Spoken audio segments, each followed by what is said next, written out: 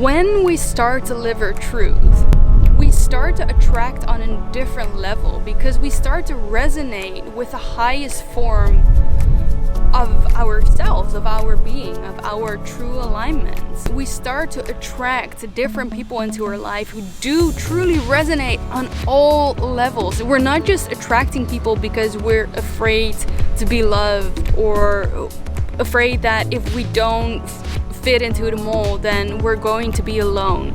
No, when we start to truly embody who we are, we start to attract people that are resonating on exactly the same level as we are. And not only that, we start to attract all the things that are in alignment with who we truly are. So naturally, our soul mission, our path, our highest timeline starts to unfold solely because we are embodying our truth.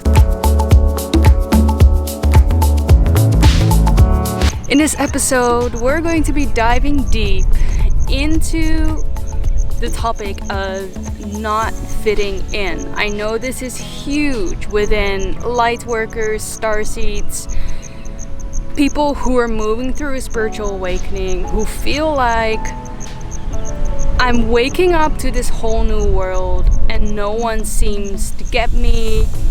I feel like I cannot share anything with my friends or my family, and I feel kind of alone. And so in this episode, I'm going to dive into my journey with not fitting in, which has not only been throughout my spiritual awakening journey, but my spiritual awakening journey has amplified it. And so if that's something that you're struggling with or you have struggled with in the past, then this episode truly is for you. If that's something that you're interested in, then stay around. How does it feel to be alive, to be free? Are we truly in the here and now, or are we living a dream that we created? Close your eyes to see clearly. This is life on purpose. Hello everyone, welcome to another episode of On Purpose by Lynn.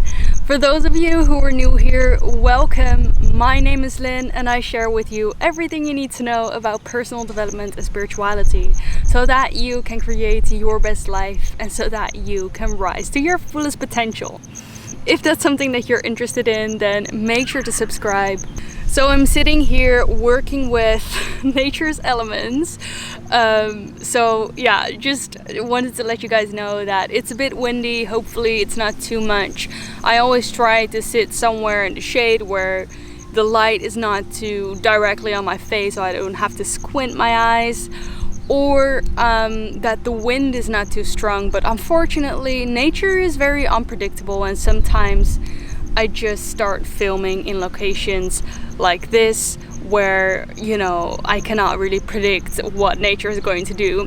And in a way, that's very beautiful. And I hope you guys are enjoying this new view. I discovered this field this week, actually, when we were just running, and I'm currently in Bali. So yeah, if you want to see more different sceneries, then expect some in the upcoming months because we're going to stay here for a while. Also, if you're listening to my podcast, you probably also have seen that I've changed location and I'm going to film in very beautiful exotic spots. So if you're enjoying that, then I'm bringing some more to you. Let's hop right in today's topic. And I made some notes because I know for a lot of people, and including myself, within this fitting in journey and this finding your tribe or finding out who you are and being okay with that, I have felt like not fitting in was a curse in my life. And I know that's a big saying, but I know in times it really was. And I remember when I was little, I was kind of this kid who always wanted everyone to be happy. And so I had all these different friend groups, and sometimes people were bullied. And I was the one who would always try to see if that kid was doing okay, and trying to kind of, because I just really felt for those children. And sometimes I was that person and I wasn't bullied myself, but there were moments in my childhood where I was just not fitting in. So it's not the same experiences as being bullied, but there is this feeling of being rejected or not fitting in and not being accepted, and of course not the feeling of not being loved and being unlovable. And so this whole not fitting in, I really believe that it comes down to the feeling of not being loved or feeling unworthy of being loved. And so what I did as a child while growing up, which in a sense is genius, and not just in a sense, it is genius, my coping mechanism, or the mechanism that I've come up with in order to fit in, is to copy the people around me who I knew were kind of accepted or belonging, to dress like them, to talk like them, and to act like them. And so while growing up, I had a lot of different friend groups, yet at the same time I felt like I never truly fitted in, not because I didn't, but because I wasn't being true to myself and honoring my truth and who I was. And that caused a lot of anxiety in me, especially in my teenager years and also in my early 20s. It caused me a lot of anxiety, and I didn't know exactly why. But now looking back, I know, not being true to yourself, it is exhausting. And it causes you to feel like you constantly need to be something and do something in order to be loved. And I do believe that once we kind of move away energetically, so not physically but energetically, from our truth, it causes us this can you call it dissonance? I don't know what the word is in English, but it's almost like you're not resonating at your natural resonance. So your natural resonance is love, it's joy, it's freedom, it's actually all these great feeling emotions. And when we move away from that and we try to conform to something that we are not, we feel, in a sense, powerless, we feel fearful, we feel anxiety, because we're suppressing actually who we are. And like I said, it is genius because it keeps us safe in a sense. And I'm not saying that these mechanisms are a bad thing. What I'm saying is that these mechanisms were very necessary in a particular point in time, because they kept you safe when you didn't know how to be safe.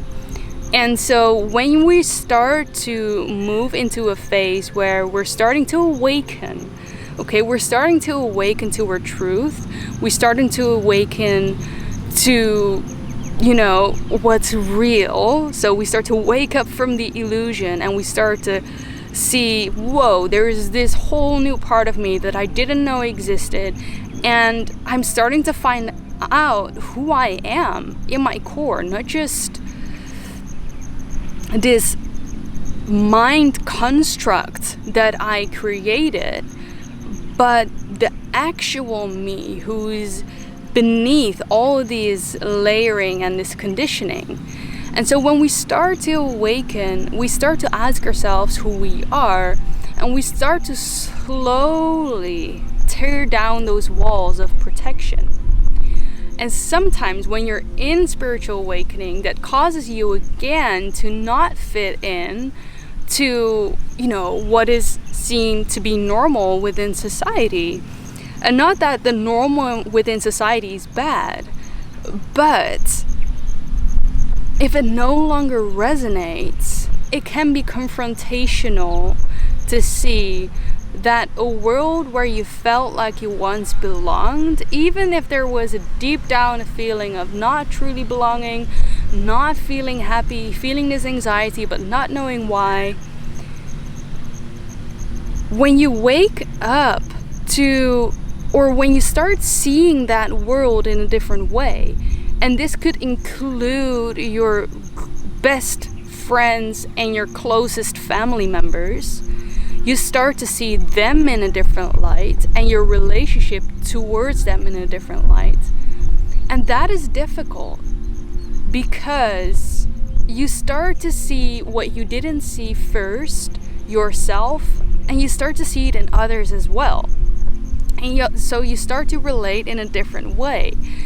And you feel like you cannot really share it with anyone because they are not on that level of consciousness yet. You know, not saying that something is good or bad, but you know, some things just are. And it can be painful and it can be hurtful. And this is exactly what happened to me when I woke up. It was very uncomfortable. And especially because I had built these mechanisms around myself to keep myself safe and to blend into different groups, and you know, because that's what I did. I was like a chameleon, which is genius. But when I started to awaken, there was no way of lying to myself and saying that this still resonated with me, because it didn't. It really just didn't resonate anymore.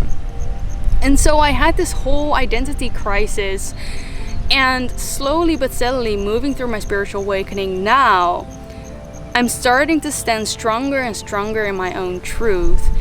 And, you know, I start to realize the blessing that it is. Let's just wait for the wind passing by. I'm starting to realize, can you feel the anticipation? The blessing that it is to be different. Because there is a reason for it. There is a reason why you're waking up. There is a reason why you never truly fitted in. There is a reason why you are different. It's because you are here to experience different things, and you're here for a specific mission that requires you to kind of look out of the bubble that most people are living in, you know, without being disrespectful.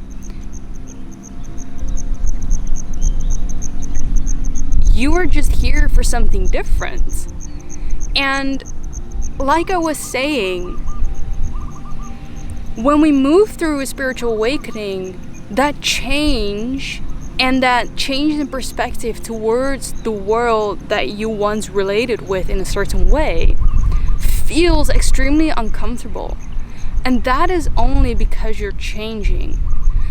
When we nurture ourselves, when we truly become the embodiment of who we are in our highest power, our highest form, that's when we start to experience the blessings that it gives when we stand in our truth. Because I believe when we stand in our truth and we start to truly embody it, that's when we are open to the abundance in the universe. We start to be receptive to the abundance in the universe. We start to allow the flow of life force energy.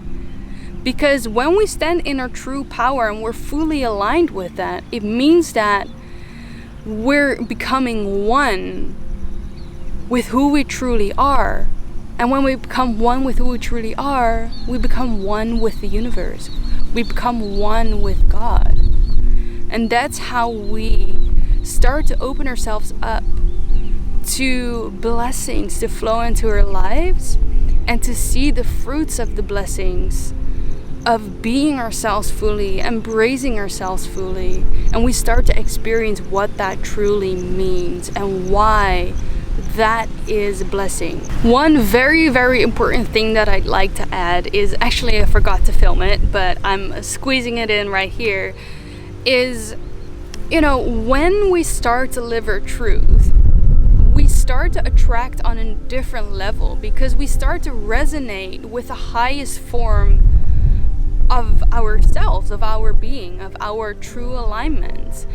And we start to attract different people into our life who do truly resonate on all levels, not just because we're not just attracting people because we're afraid to be loved, or afraid that if we don't fit into the mold, then we're going to be alone. No, when we start to truly embody who we are, we start to attract people that are resonating on exactly the same level as we are. And not only that, we start to attract all the things that are in alignment with who we truly are. So naturally, our soul mission, our path, our highest timeline starts to unfold solely because we are embodying our truth. We're embodying who we are. If we're out of alignment and we're pretending to be somebody else, or we're pretending to live a different truth that it's not true to us, we resonate and communicate different things to the universe, and we start attracting things that are out of alignment for us. So living in our truth, I don't think you'll only come more receptive to love. Like, going through your spiritual awakening and starting to stand in your truth might feel scary at the start, but once you start to embody it and you ease into that process, you'll see it's the opposite of that. You'll become more receptive to love. You'll attract more love into your life just because you are being you.